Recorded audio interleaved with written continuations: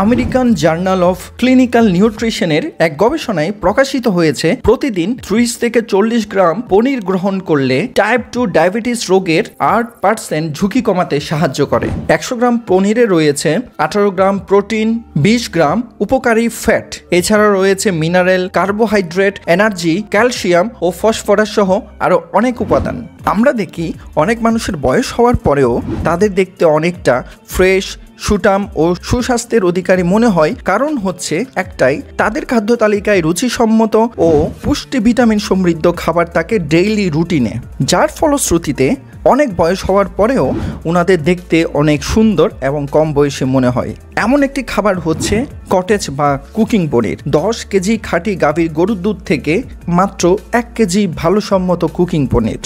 প্রচণ্ড গরম বা শীত পনির পাকস্থলীকে শীতল রাখে এবং হজম প্রক্রিয়াকে সাহায্য করতে মুখ্য ভূমিকা পালন করে। পনির ঘরের এই কটেজ পনির খালি মুখে অথবা লবণসহ অথবা রান্না করে খাওয়া যাবে হরেক রকম রেসিপির মাধ্যমে।